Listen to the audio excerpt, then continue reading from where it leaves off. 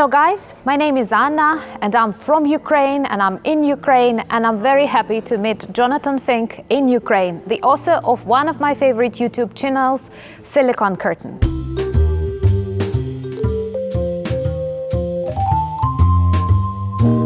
We have had an amazing event, an amazing gathering of YouTubers who support Ukraine and not just YouTubers. I invite you to check the videos of the panels and live stream on Jonathan's channel. But today I have this perfect opportunity to interview and ask him some questions. But the first question is very traditional. How do you feel in Ukraine? Is it your first visit to Ukraine? And actually we just had an air raid alert. Yes, in fact, the all clear will probably go off while we're recording, I expect. You know, the law of chances. I don't actually know how I feel. I feel perfectly safe here, and I don't think I was too anxious. I was more anxious about the event and the logistics of the event. Mainly, I think, because, you know, I went to Sao Paulo last year, and I was far more anxious there because, you know, people talked about crime on the streets and so on. I expected it to be perfectly safe. In truth, and I think Lviv is maybe one of the least risk places to come, so it's just about managing, you know, the risk level, which I think is low to come here, although I wouldn't necessarily encourage people to do war tourism and so on. I mean, I came here with a specific purpose. With a mission. Yeah, there was a mission, and I think that's the right reason, but just coming to ogle is, I think, probably not appropriate at this time. Yeah, but we are extremely grateful for the attention and support that you helped to attract to Ukraine and taking this challenging, accepting the dangers and working here. Jonathan, a question. How did Ukraine come into your life? Because like you were living your life and now you're one of the strongest voices that support Ukraine on YouTube. What happened? It's bizarre, and we were joking earlier. I mean, there was a moment while we were filming the panel where I looked down the line and you were sort of seated next to me. Another incredibly strong Ukrainian voice, Elena Kharlashka. We had a very well-known British politician who was part of the government. We have John Sweeney, who is a very well-known British journalist. And we had this panel of incredible people. And I suddenly had this moment where I was like, what on earth is happening? How did I get into this? But you're right, the channel started with just, you know, a couple of dozen subscribers, and I was interviewing some academics on Russia, on imperialism, on, you know, cultural appropriation and these kind of topics, which aren't necessarily that popular. So I didn't expect the channel really to grow, and now a year later, it's grown out of all proportion, all expectation, and you know, I'm interviewing extraordinary people. I've met extraordinary people like yourself who have been a huge inspiration for creating the channel, carrying on the channel, but also the information that you and others, I want to make a mention of Operator Starsky as well, because he couldn't be with us. And there are other Ukrainians who couldn't be with us for other far more terrible reasons. You know, one of the panelists yesterday was supposed to be Victoria Amelina, but she was killed in a missile strike. So to some extent, now it's begun, I can't stop because the stakes are high, and because, you know, you get close to people and you see the terrible injustice of what they're going through. We're in this beautiful city, and an air raid siren's gone off in the 21st century. That's just insane. You are keeping Ukraine in the focus of your work and your emotions. What are the things that surprised you about our country? Something that you didn't think was the way it is? People, country, I don't know, this war. Yeah. It's been a learning journey, and I know I try to simplify some of these impressions into sometimes fairly simplistic ideas. They can be oversimplified, but I think the big revelation for me, and again, there's going to be people watching this who study history and go, oh, this isn't correct, this isn't correct. The very broad impression I have is that Ukraine is an entirely European country, not just, you know, European because they aspire to be, but European in the absolute essence of what it means to be European. And in some ways leading, you know, the love of freedom, the stubbornness, the distrust of authority. These are all the absolute basis for, I think, democracy. And it seems to me that Ukraine has been superficially Russified over centuries, and now like varnishes, old paint varnish, that's being blown away, stripped away. And that for me, I think, is the biggest revelation, to realize that Ukraine is not just European, right deep down to its historical roots, but we can actually learn so much and we can reinvigorate ourselves. The other, not so much a revelation, because I think, that I've always had a sense of that, and that is that Russia is superficially European because they acquire the superficial values of European architecture, culture. They do value and treasure those things. They're also incredibly often envious and proud, overly proud. And then you see that a lot of that has been acquired, not developed organically, but acquired using wealth. Or looted, of course, we had to mention that. But essentially, it's not European down to its roots. And I'm not talking about skin color, genes, or even religion here. Their political system is inherited really from the Mongol horde, from the Golden Horde. And of the 14th century. And of the 14th century. And it's not a racist statement, because it's nothing to do with skin color, race, genetics, religion, anything like that. It's a political architecture. It's a system that has been wildly successful, because over 400 years, I think the rate is that Russia has expanded by, something like 500 kilometers a year, continuously for 400 years. We can detest it, but it's been an extraordinarily successful strategy pretty much up to now. It's not done their people any good. It's not done the evolution of their culture any good, but they have acquired land, and that is the overriding impetus. But essentially, it's not a European country. It's superficially Europeanized, and you have to kind of strip those layers away to see it for what it is. And realizing that Ukraine is something entirely different from that has been the revelation for me. Thank you so much, and thank you for supporting this idea that we are actually Europe. It's not something that we have to change in ourselves. I was brainstorming once with my students that let's imagine this beautiful day when we enter the European Union and we have to campaign and explain ourselves to the people of EU, for example, and we came up with a slogan that Ukraine is coming back home. Yeah. So it's not something alien, something different, but this is actually our civilizational birthplace. Yes. And we demonstrate that very bravely, I think.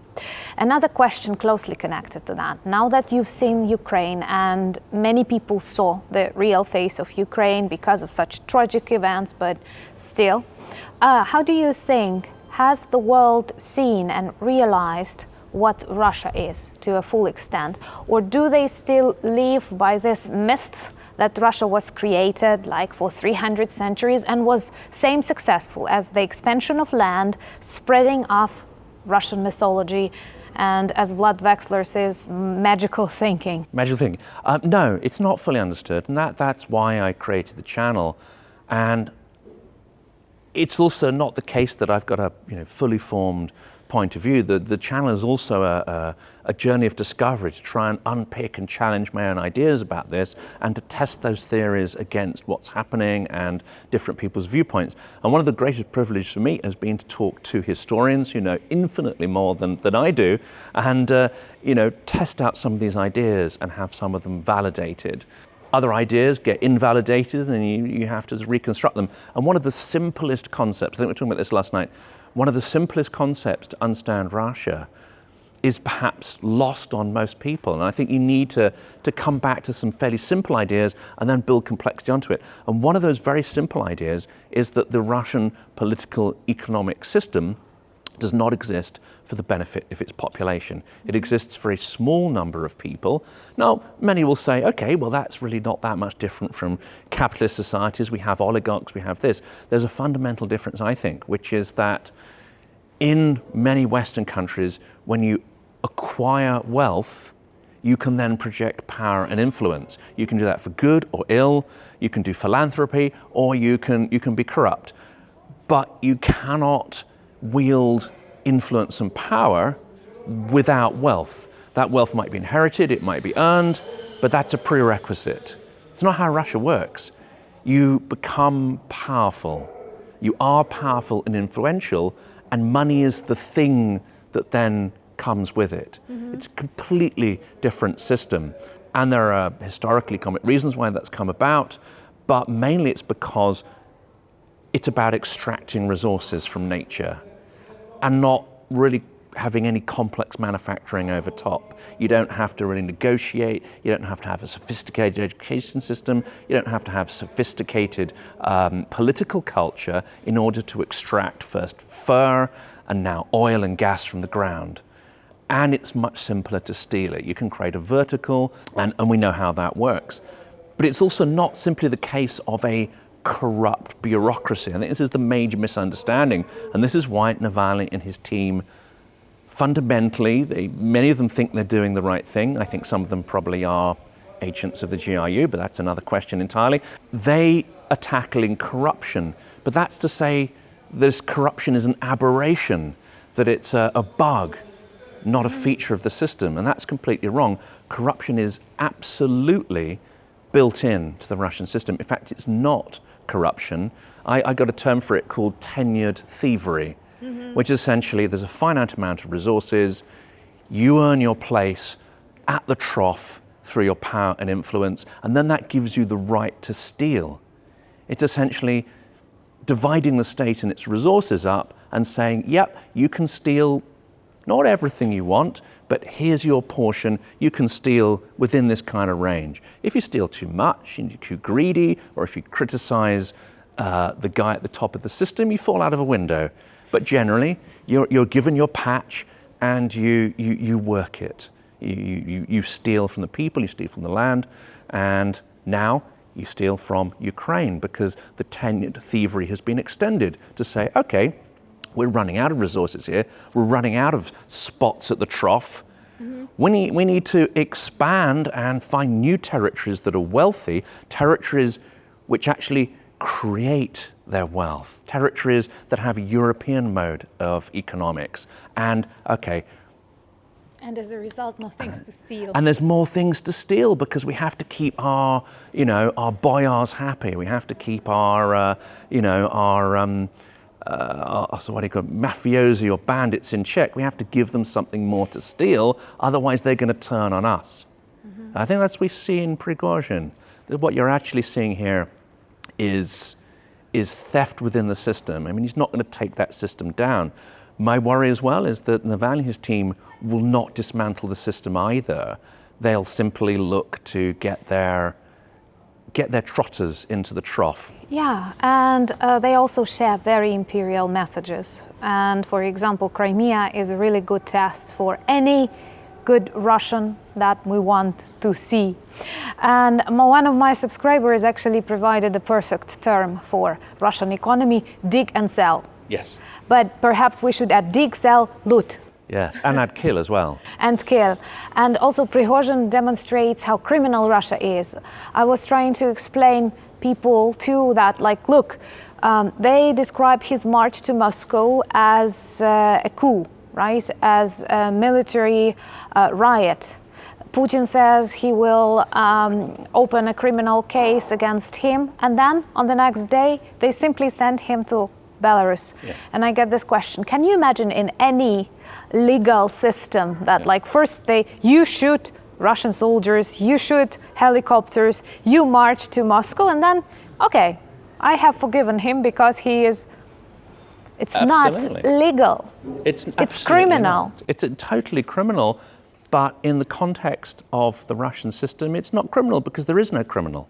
There's no criminality, Exactly. There's no rule of law. There's simply power and influence. Now, I'm going to say something controversial here. To get the information, concentrated information to produce the channel, I watch about sort of 4 or 5 hours of material a day in the background while I'm working, because I still have a day job. And I do watch Ukrainian sources. I also watch a number of Russian language sources. And there are some interesting voices there. In particular, there's journalist Michael Naki, who gives very concentrated information, deep anti-imperialist, and that's interesting. There's another Russian analyst who fled way back, I think, many years ago, called Andrei Soldatov, who's an expert on the KGB and the system and the culture there. And both of them have said this was definitely not a coup. You maybe can describe it as a mutiny, but no, they said it's not. It's a contract renegotiation. But very criminal in this between essence. criminals. Yes. Yeah, between criminals, and that's what we have to speak and to explain. Those who doubt and still believe Russia is a country, Putin is a president, and we have to negotiate. How? That's the way they negotiate. No. March to Moscow. That's the only way to negotiate. There's no negotiation because what they want to do is to import their system, impose their system on Ukraine. And I think you said something incredibly important yesterday. And this is taboo. There's two things which Western politicians and even some military people, not all of them, are terrified of even thinking about. One is what happens if Russia collapses. They are paranoid about that, and I think that is driving the delayed supply of armaments and capability, especially from not Washington. Letting Ukraine lose, but not letting Russia lose. We don't want Russia to catastrophically lose. The other taboo subject, which you mentioned, I think is very important, Russia won't win, but we have to imagine what would happen if they did win. And if you don't understand the basics of the Russian system and the mindset and what's going on there, you can't imagine what they would do, and therefore maybe you hold back a little on support for Ukraine because you think, well, they're bad, but they are bad like a caricatured version of us. Mm-hmm. No, it's totally completely different. That's pure evil. It's pure evil. What they would do if they took over Ukraine is they would kill anybody with a brain, anybody with culture. Unfortunately, Anna, yes, you'd be in the front row of that. Anybody, they would look to see if they could coerce anybody, corrupt anybody. They need a few intelligent people, but they would utterly sort of corrupt those. They would drive many more out of the country, and as you know, they would kill as many people as possible. They would then find compliant business people and oligarchs. They would find some politicians who are a little bit sort of dodgy. I won't mention any names. No, I don't want to get you sued on your channel. Our smart subscribers know. I think everyone knows who this might be. Or there's several. And then they would look to see how they could divide up the spoils. And it's a little bit like a sort of, a medieval division system, like a set of fields, right? You'll have that lot, you'll have this. They'll know how much revenue can be harvested from different cities, different areas. And they will give it to their boyars and say, okay, you can now have tenure over this area and population. Rule. And in return, support. And in return, you'll provide military force and you'll have your own private armies and your mafia. And our power at the top is composed of the force that you can contribute to that whole. The challenge comes, of course, when the guy at the top loses his grip. And it relies on all these boyars having a certain amount of power and control, which they kind of acquiesce to support the system. Well, what happens when they think they can become the guy at the top? I mean, it can get extremely messy. But going back to Ukraine, I mean, this would be the scenario. And all of the Europeanness that is now flourishing, the Ukrainian Renaissance, like in the 1920s, which again you talked eloquently about, that would be snuffed out, and you would have an even larger Ukrainian diaspora trying to keep that alive so Ukrainian culture wouldn't die, but Ukraine as a territory would disappear back into the amnesia of history. Yeah, that's a thing that we have to attract people's attention to. And perhaps this final question is actually for me, and I've repeated that numerous times, and I will continue saying, the true victory of Ukraine is not just Putin in The Hague, because we have 140 million people supporting him. And a quote, it seems to me, of Churchill, if the country is run by a dictator, it is not only a dictator to blame. So I honestly believe that this full victory and safety for the world actually comes with the collapse of Russia and many new democracies appearing. the world is afraid of the nukes, who will take responsibility and so on. But yesterday on the panel, many people attracted attention to, aren't you afraid of Putin having these nukes right now? So maybe there is no way, like we are in danger, we have to agree. So how do you think that the collapse of Russia is possible? And if you think it is, how can we make others stop being that afraid of this idea? I think it could go a number of ways. So I don't want to gloss over the risks there. I mean, there could be risk of extreme chaos. But Russia now is not the Russia of the 1920s. So when Russia had the Civil War, you did have an emergent civil society. You had a nascent middle class. You had aristocrats who were starting to get involved in civil society, local councils. I think Russia of 1912 was far more similar to Europe than it is to Russia now. And it could have gone another way without, again, we talked earlier about the role of individuals, without Lenin and his band of terrorist thugs. We could be looking at a very different history. I mean, yes, it would still be imperialist, but not on the scale of cruelty, not on the scale of pathological aggression that we've seen.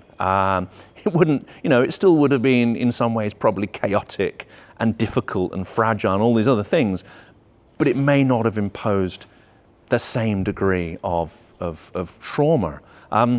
My belief is, and I'm going off on a tangent, my belief is that, and for many years people said to me, like, you're mad, and what idea is this? I firmly believe that Russia would have been fascist if it wasn't communist.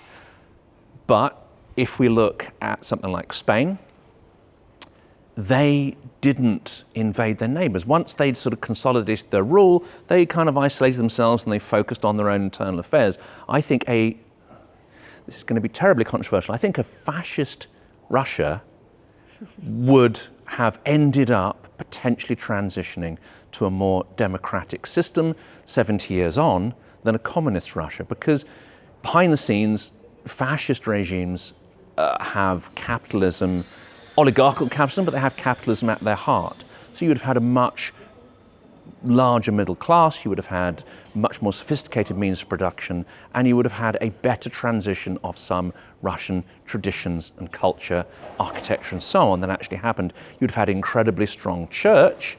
I'm a fanatical atheist, sorry for all the listeners there, but I also think the role...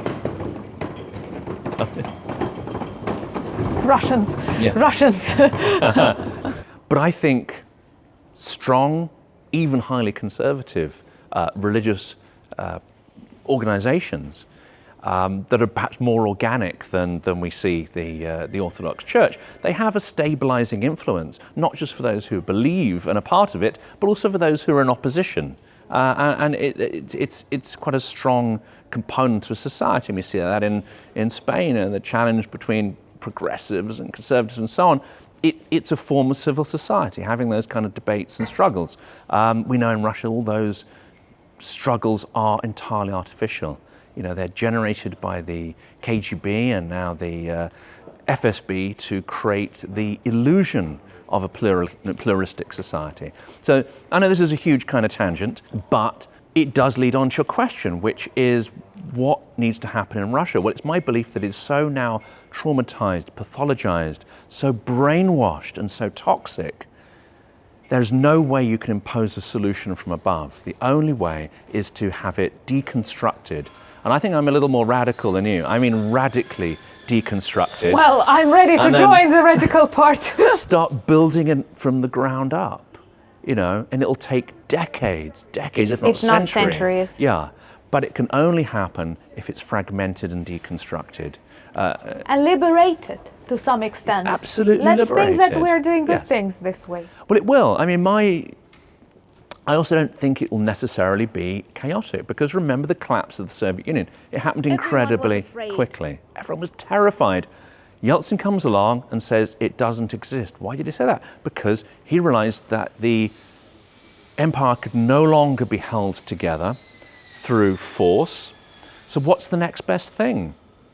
I can take over Russia.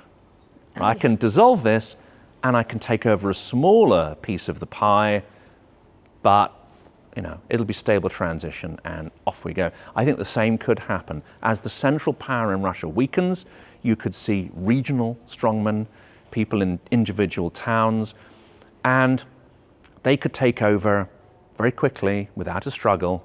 Yeah. And Russians are lined behind a strong person. So whether that's the Tsar at the top or a regional governor or a city governor, people will just fall in behind the strongest person. And I don't think it might not even be messy at all.